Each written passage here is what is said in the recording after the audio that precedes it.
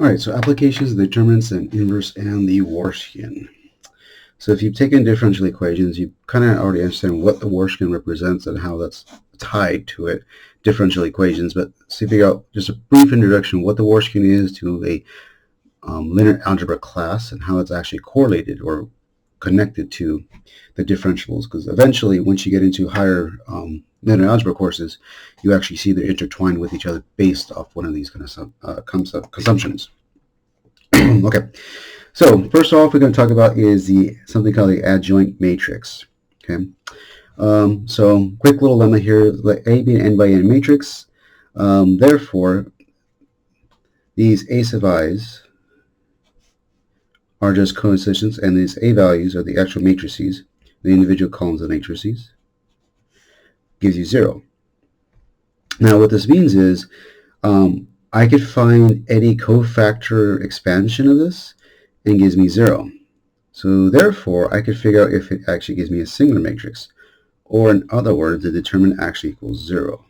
Okay, and that's actually really nice because that means is you actually don't have to do the very first entry all the time, right? You just cross and it just goes.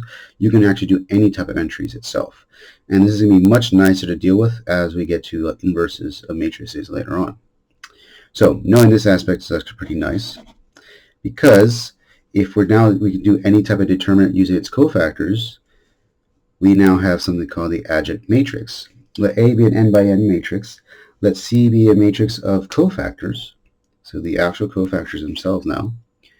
Let C be the actual cofactor matrix of the n by n. Something called the adjoint matrix of A, denoted as like adjective A, is denoted as the C transpose of it. Now, the reason why this is actually important is actually the next theorem, because this is an alternative to find the inverse of any square matrix. So we know what a 2 by 2 is. That's pretty straightforward. It's 1 over basically the determinant of A times the reciprocal, right? You just flip these around, or you pop a negative and you flip these around. But 3 by 3 is, you actually have to do the old-fashioned way, break it down to a 2 by 2, and then 4 by 4, break it down to a 3, then 2, and eventually get it. But this works for any type of n by n matrix. Well, all we have to do is find first the determinant of the actual matrix, which isn't too bad to do, and then find the adjunct. Okay? Again, this is much nicer to deal with because, again, inverses, eventually, right, the first part where you have to find inverses, you got to eventually transpose this over, right, and somehow do all this, funny stuff if it wasn't a 1 by 1 or 2 by 2 matrix, right? Inverses are pretty nicer that way. But this process makes it an alternative to do that basically off determinants. Okay, so why is this actually kind of nicer? Because, well, if you're comfortable doing determinants all the time, this actually is a much nicer thing to deal with. So we're going to find all the cofactors. Okay, so cofactors, remember, is basically, for example, if you do like M11, that's saying we want to find the determinant of if I eliminate row 1 and column 1. So basically find the determinant of this 2 by 2 matrix. Okay, and that's going to be the cofactor of the cofactor of the matrix 1, 1, M11. Okay, so what we're going to do is actually do the exact that. We're going to find every single cofactor individually. So for example, first one, M11, eliminating that is just straight out 2 by 2 matrix. This times this minus that times that. So 1 times 1 is 1, minus a negative 3 gives you 4. And we just keep going down the list. So again, first row, second column. So first row, second column I eliminate now.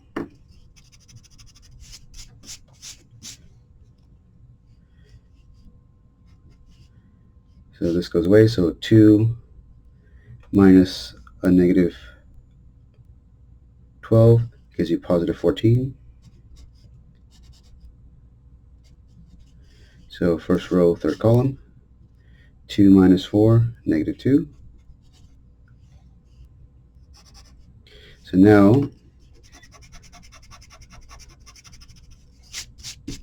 I'm now going to do second row, first column. So now it's the second row, first column, negative 1 minus 2, negative 3. second row, second column. So you just go across 1 minus 8, negative 7. Second row, third column, 1 minus negative 4 is 5. Yep. And then finally the last one. So third row, first column.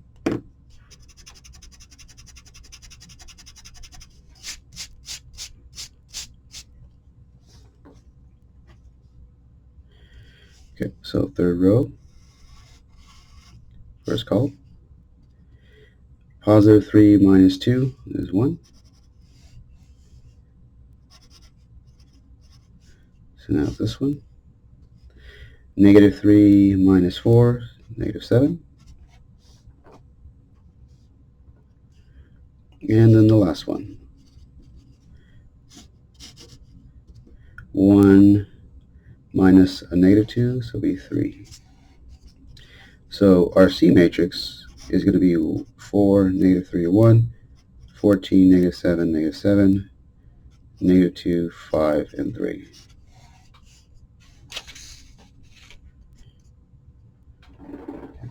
So according to our theorem, to find the inverse of A, I'm just going to transpose this.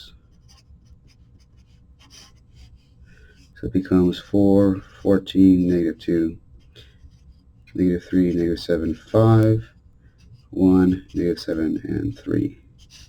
Okay. So A inverse is going to be the matrix of this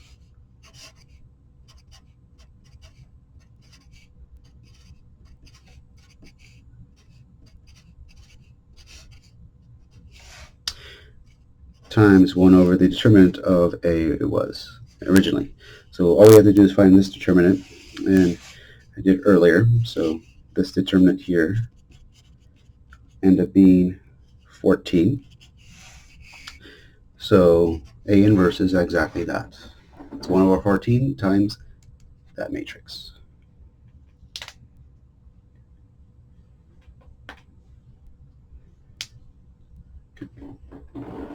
So let's try another one. Let's go right down the middle for B. And we're going to do the exact same process.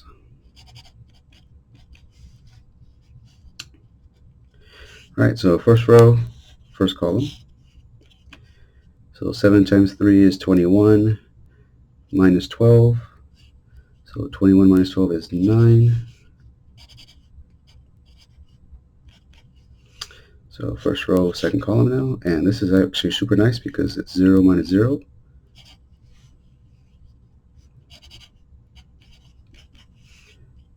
This is also 0 minus 0. Okay. So now it's going to be second row, first column. 0 minus 15, so negative 15.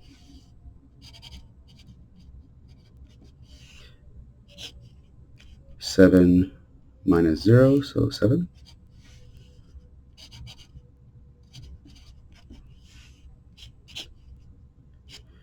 So 3 minus 0 is just 3. So I've noticed this matrix is actually really nice to deal with.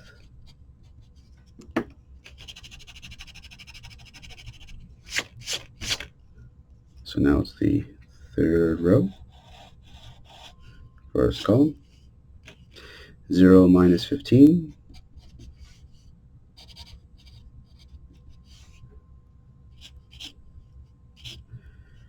4 minus 0. And then finally 3 minus 0, 3. Alright, so now our C matrix is 9, negative 15, negative 15, 0, 7, 4, 0, 3, 3. So transpose this.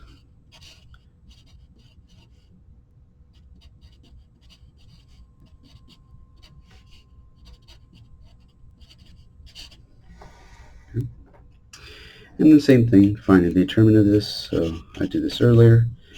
this determinant, call it B, is equal to 9. And this is actually much easier because there's a bunch of zeros everywhere. So this 0 goes right in the middle part, and this 5 just goes here to here, which is basically 0. So it all depends on the first term itself, which is actually that one. Which is the same thing as finding the cofactor expansion, right? It's kind of nice. Okay, so now we have this. So call it B inverse is equal to 1 over 9 times our transpose.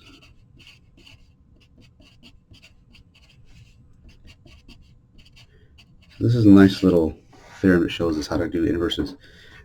Much nicer. You don't have to, retranspose everything, reduce everything, all that fun stuff itself. Could be a bit of a pain, right, when it comes to it. Okay. All right, so next one is just for fun, is arbitrary values now. So given A, B, and some 1s everywhere, right? Same process. So I think I can squeeze part of it here.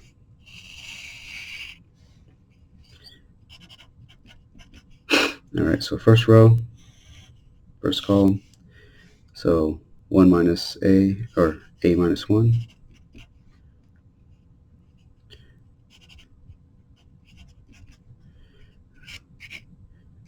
So A minus B.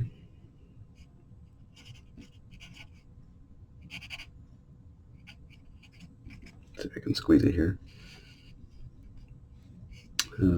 First row, third column. 1 minus B.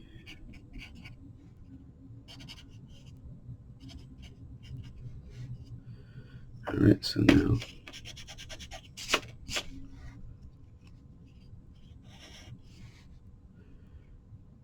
so A minus B.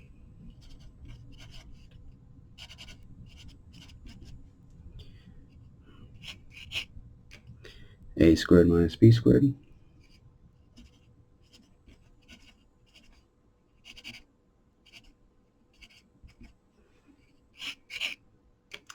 A minus B. And one more.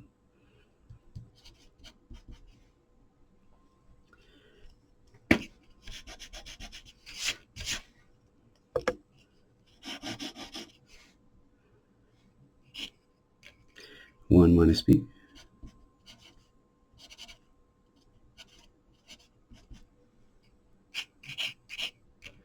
So A minus B.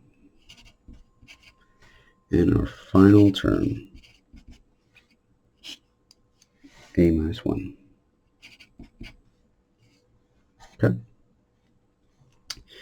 All right, so let's see if I could squeeze. I think I'm just going to put in the back.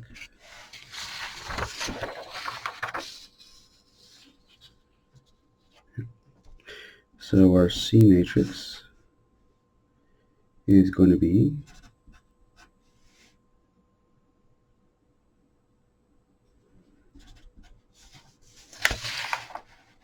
okay.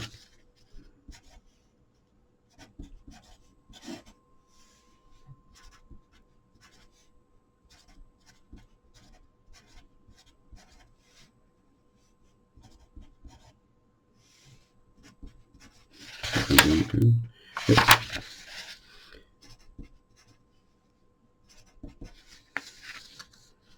All right, so then I just transpose this.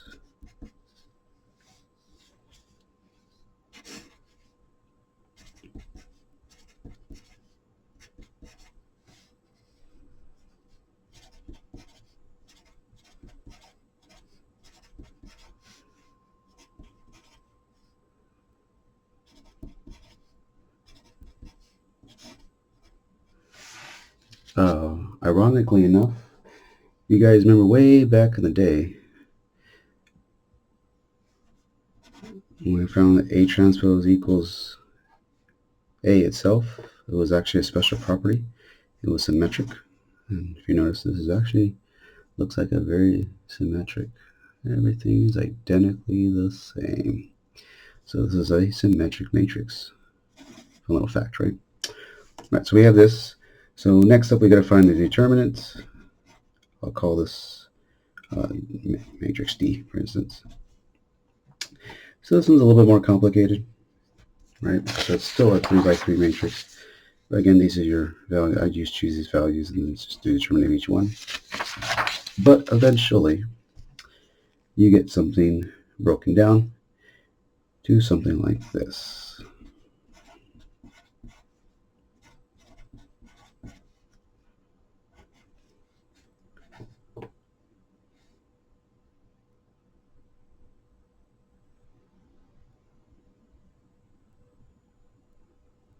Kind of.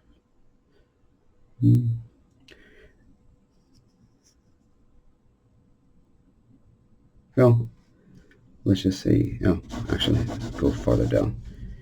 I'll just start from here, because once you FOIL all this stuff out, you actually get this. And you can factor that in, but we'll just keep it at that for now. All right, so that's our determinant. So therefore, our inverse is 1 over all of this.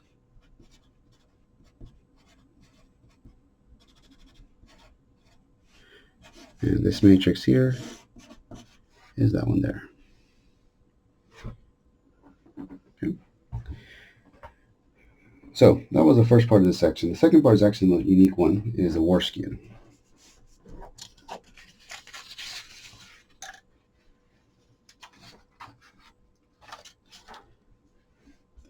So the last part of this section is, once you, again, like I said, go in higher math, especially for first and second order differential equations. So instead of using vectors to create matrices, now what we can do is create functions into matrices. That's a key thing. So just like everything else in integers, right? If I can add, subtract, multiply, and divide integers, well, I can add, subtract, multiply functions. Well, if I can do the same thing with vectors, I can do the same thing for general functions, right? The vectors are just numbers, and just scale it up from there. Okay? So what we really want to do is, are these functions linear independent of each other? Okay? So we first start with a set of functions, okay? And we define it over a closed interval a to b. So there exists some a values, z naught to a sub n, such that this is true. So basically it's the same definition we've talked about for independence, but instead of vector format, we just have it in function format.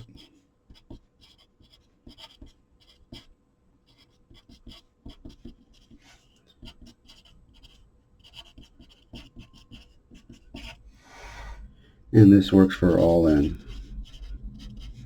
or so for all x in the closed interval a to b. Okay, so that's what it means by linear independency, right? Which is the same thing as if I convert this just to vectors, right? This is v naught, v1, v2, v3. That's linear independency back in the day.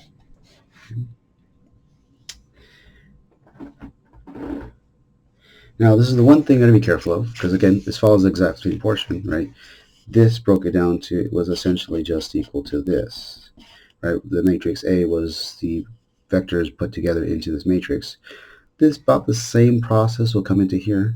And so what that means is all of these scalars are eventually 0, means the sets are independent of each other, just like this process here.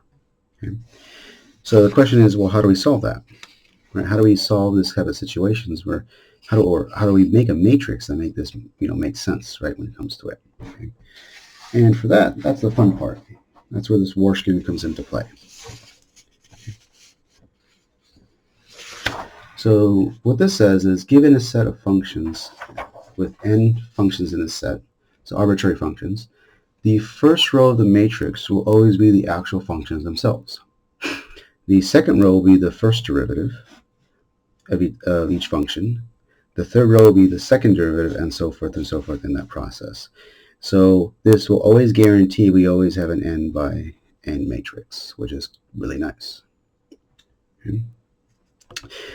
So that's how we make our matrix. So that's going to be our a value. But again, our goal is to find this by some vector equaling 0, right, with these functions into it.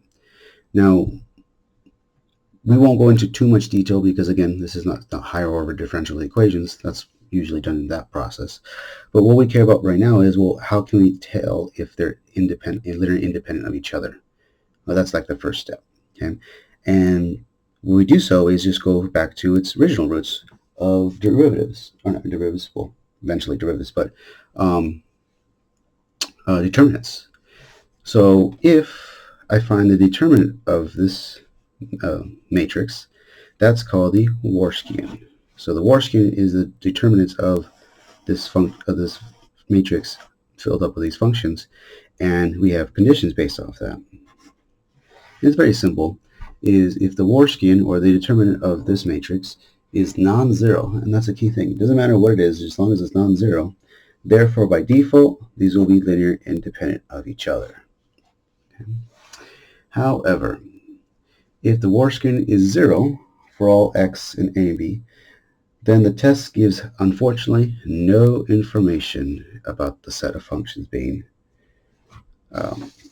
linear independent, which is the worst part ever, because just like everything else in life, right, when you go back to limits and limit comparison tests and all that fun stuff, sometimes one doesn't work. Well, you got to figure out the other ones, and then you get stuck, doing all the tests if you did something wrong, right?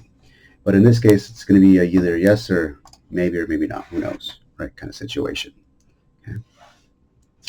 So let's try examples out to figure out how we can do the Wronskian of these situations. Okay. So we're going to find the Wronskian for each function from -1 to 1, and that's a key thing. Usually it's given to you. If not, it's just going to be the all real numbers situation. They'll give you that. So that depends if they really want it in an interval or not. Okay. So let's do the first one.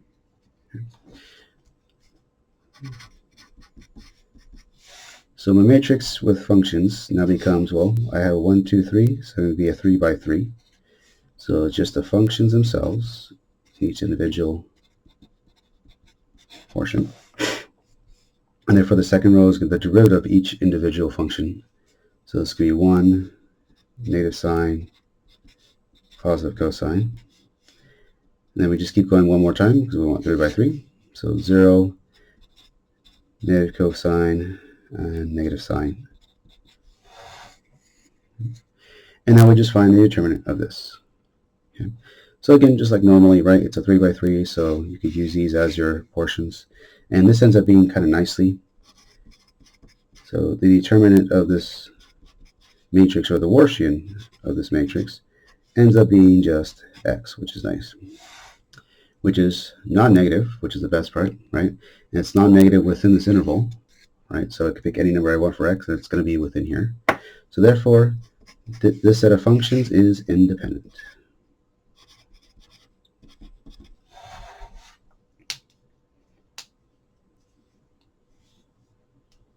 Okay. So let's try the middle one, B. Okay, so this is two functions, believe it or not. So it's just going to be a simple 2 by 2. I don't say simple because this derivative is going to be a little pain to do, but we can still do it. This is when it gets fun. We actually use some calculus involved.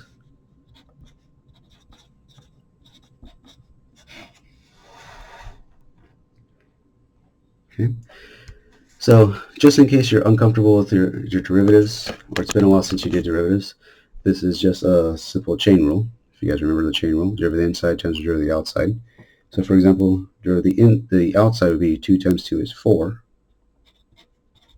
sine to the first power, and then derivative of the inside would just be cosine. That's how you do that one, and do the same process here. This is 0 because derivative of a constant is 0, so that goes away. So essentially it's the same process here. So derivative of the outside, we just bring it to the front, becomes a negative 2 cosine to the first power times derivative of the inside. So derivative of cosine is negative sine. So pips there. So it gives me that. Okay. And now we just determine the Wronskian. So the determinant of this, and this is not that bad, right? So that times that minus that times that. And after a little bit of finesse and foiling and all that, we end up getting 0. Lovely, right? When it comes to it. So no information we can actually say. So it could be linear independent or not. We just don't know. Okay? Which is sad, right? Now on to C. Okay, so this one again is a 2 by 2. We have two functions. So just x and e to the 2x. And again, if you're not sure, this is also a chain rule situation. Derivative of the inside times derivative of the outside for this part. So this is just going to be 1. This is my inside, so derivative of the inside is going to be 2 e to the 2x, and then everybody's favorite, the derivative of e to the x is just itself. So we just get that, which is awesome. Okay. Yeah. All right, so now we just take the determinant.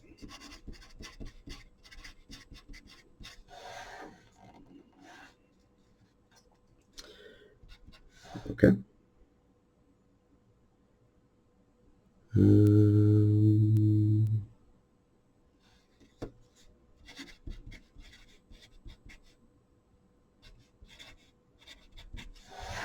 Gives us that. So again, what I really care about, because you can manipulate this all you want, this is this ever 0 within our interval is the question. So if we plug in -1, but this is never going to be 0, which is great, so it just depends on this. So this is only 0 when we have 1/2, which is in there, right?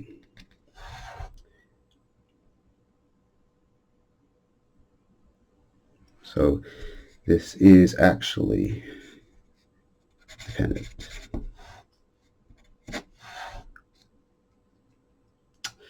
Ironically, right?